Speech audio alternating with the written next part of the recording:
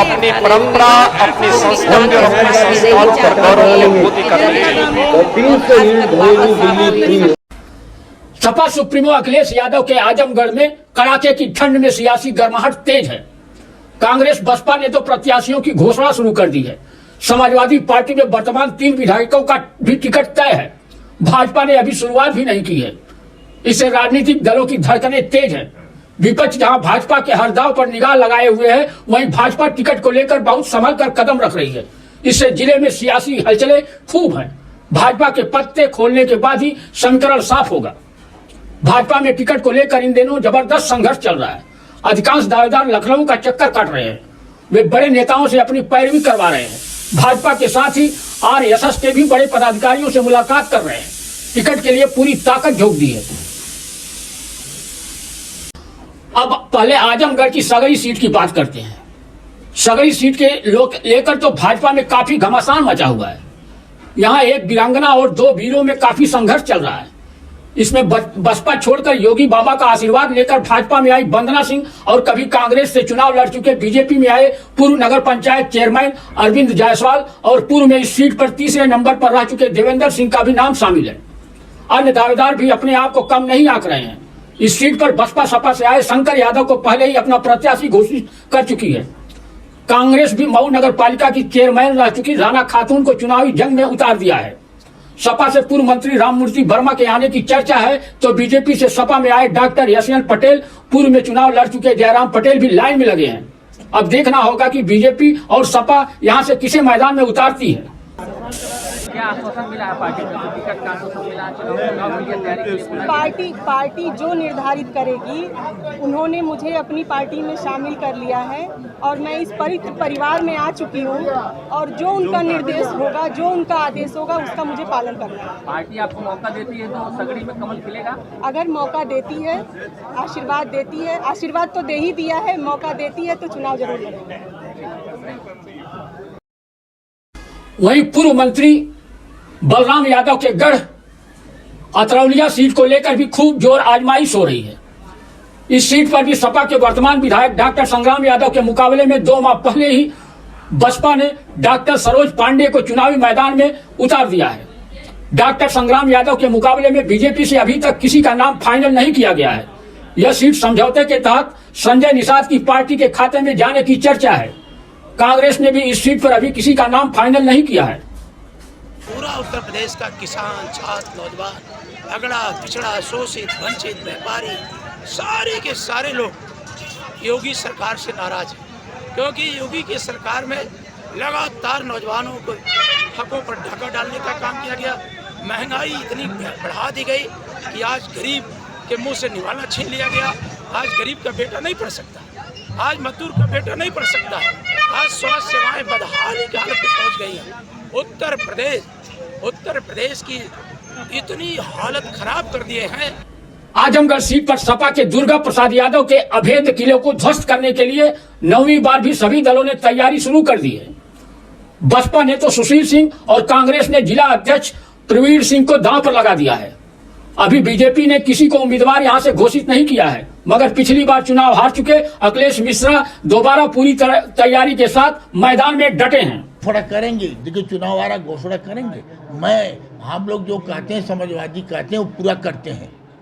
मैंने कह दिया है, पिछले बाद में कहा, अब पिन कर रहा हूँ कि आपके बवाली मोड़ से लेकर के बंधा जो भी जा रहा है, भंवरनाथ होते हुए आपके जुनेनगंज बाजार होते हुए निकल रहा है मैठौली बाईपास, उसको 4 लेन कराने का काम करूँगा सपा की सरकार आने के बाद। और चंडेसर से कमरिया जो रोड पीजीआई को जोड़ती है, उसको भी 4 लेन कराऊंगा। जो पीजीआई, जो मेडिकल कॉलेज के जहाँ से भी रोड मिलेगी, मैं सब 4 लेन कराने का काम करूंगा। चाहे आपके रानी के सराय से जो कोयलारी रोड जाता है, उस रोड सोनवारा हो करके दाऊदपुर होते हुए साग खजूरा हो करके आपके जाके पीजीआई जाता है, उसको भी मैं 4 लेन से जोड़ने का काम करूंगा। देखिए, कोई भी जब शुरुआत होती है तो शुरुआत अपने धर्म के अनुसार व्यक्ति अपने प्रतीक जिसको मानता, अपने आस्था के प्रतीक, तो श्री गणेश था, तो मूंगा गणेश जो कि वैश्विक विश्व में स्थान है महमुगा गणेश जा करके वहाँ पर हमने एक परिवर्तन का शंखनाद हुआ है। और परिवर्तन का शंखनाद क्या हुआ है कि आजमगढ़ जनपद ऋषियों मुनियों की धरती है, साहित्यकारों की धरती है, विद्वानों की धरती है। विगत कई वर्षों से हमारे आजमगढ़ जनपद को बदनाम जब किया जाता है तो यहाँ के जनप्रतिनिधि अपनी आवाज़ विधानसभाओं में, लोकसभा में नहीं उठा पाते। मैं आज इस परिवर्तन शंखनाद में ये संकल्प लेने आया हूँ आप सबके आशीर्वाद से कि जो भी समस्याएं विगत 40 वर्षों से है, शिक्षा के क्षेत्र में जो समस्याएं हैं, स्वास्थ्य के क्षेत्र में जो समस्याएं हैं, अपराध जिस तरीके से बढ़ रहा है, पुरानी चीज़ों को जिस तरीके से ध्वस्त किया जा रहा है, तमाम ऐसे बिंदु हैं जिन बिंदुओं को लेकर के हम लोग को लड़ाई लड़नी है। और निजामाबाद सीट पर सपा के ईमानदार विधायक के रूप में माने जाने वाले आलमबदी आदमी को टक्कर देने के लिए कांग्रेस ने राहुल गांधी की टीम के अनिल यादव को दांव पर लगाया है। वहीं बीजेपी से डॉक्टर पीयूष यादव का टिकट फाइनल माना जा रहा है। इस सीट पर अभी बसपा ने अभी तक किसी को प्रत्याशी नहीं घोषित किया है।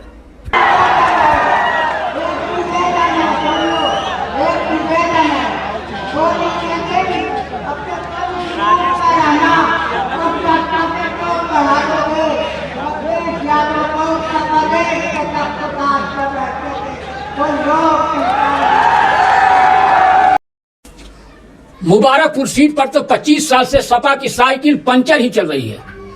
इस सीट पर बसपा का ही 25 साल से कब्जा है।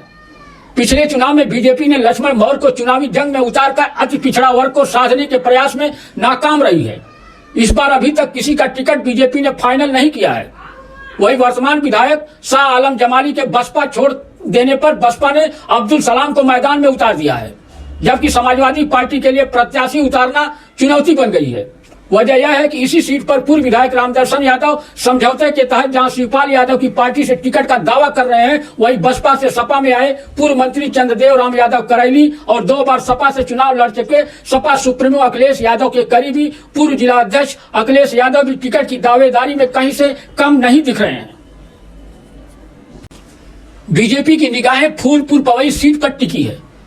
यह इकलौती सीट है जिस पर बीजेपी के अरुण कांत यादव का कब्जा है। विधायक अरुण कांत यादव के पिता बाहुबली पूर्व सांसद रमाकांत यादव इस समय सपा सुप्रीमो अखिलेश यादव का साथ दे रहे हैं। ऐसे में इस सीट को लेकर बीजेपी अभी तक पत्ता नहीं खोल पाई है। वहीं बसपा, सपा और कांग्रेस ने भी अभी तक इस सीट पर किसी को प्रत्याशी घोषित नहीं किया है।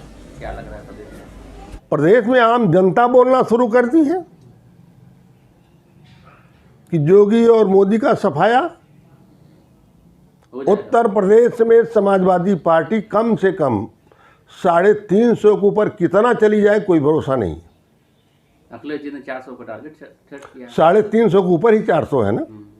मैंने कहा 350 कितना ऊपर चली जाए कोई भरोसा नहीं।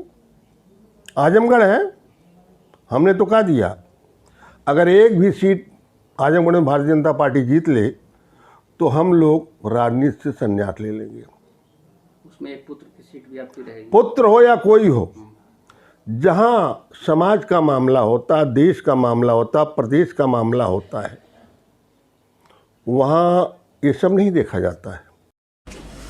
दीदारगंज सीट पर पूर्व विधानसभा अध्यक्ष सुखदेव राजभर पिछले चुनाव में जीते थे, वे अब नहीं रहे। निधन से पहले वे सपा मुखिया अखिलेश यादव को भविष्य का नेता बता गए थे और अपने बेटे को समाजवादी सियासत के लिए अखिलेश यादव के हवाले कर गए थे। बीजेपी ने इस सीट पर पिछले चुनाव में डॉक्टर कृष्ण मुरारी विश्वकर्मा को लड़ाया था, मगर उन्हें हार का सामना करना पड़ा था। इस बार भी इस सीट पर डॉक्टर कृष्ण मुरारी के ही चुनाव में उतरने की चर्चा है, मगर अभी प्रत्याशी घोषित नहीं किया गया है। वहीं सपा से पूर्व विधायक आदिल शेख दोबारा चुनाव में उतरने के लिए जोर आजमाइश कर रहे हैं। बसपा इस सीट पर भूपेंद्र सिंह मुन्ना को उतार रही है। अब मेनगर सीट की बात करें तो यह सीट पिछले चुनाव में बीजेपी ने समझौते के तहत ओपी राजभर के खाते में डाल दी थी। इस बार अभी तक बीजेपी ने किसी को प्रत्याशी घोषित नहीं किया है। इस सीट पर सपा से वर्तमान में कल्पनाथ पासवान है, जबकि इस सीट से 2 बार विधायक रह चुकी बसपा से सपा में आई विद्या चौधरी भी सपा से दावेदारी कर रही हैं। इस सीट पर कांग्रेस ने मैं लड़की हूं, लड़ सकती हूं नारे को साकार करने के लिए निर्मला भारती को दांव पर लगा दिया है। अब लालगंज सुरक्षित सीट पर भी बसपा विधायक अरिमर्दन आजाद के मुकाबले में अब तक न तो बीजेपी, कांग्रेस, सपा ने अभी तक किसी का नाम घोषित नहीं किया है। सपा से अनीता सरोज, पूर्व विधायक विजयी सरोज और पूर्व सांसद दरोगा प्रसाद सरोज लाइन में लगे हैं। अब बात करते हैं गोपालपुर विधानसभा सीट की। इस सीट पर तो इस बार बीजेपी से कई दावेदार उछल कूद कर रहे हैं। इस सीट पर हमेशा से श्री कृष्णपाल को बीजेपी मैदान में उतारती आ रही है। इस बार कई नए चेहरे दावेदारी कर रहे हैं। इस सीट पर वर्तमान में सपा का कब्जा है और वर्तमान में नफीस अहमद विधायक है। यह सीट सपाइयों को खोती नजर आ रही है। ऐसी स्थिति में यहाँ पार्टी कार्यकर्ता पूर्व मंत्री स्वर्गीय वसीम अहमद की पत्नी शमा वसीम का चुनावी जंग में उतारने की मांग करते आ रहे हैं।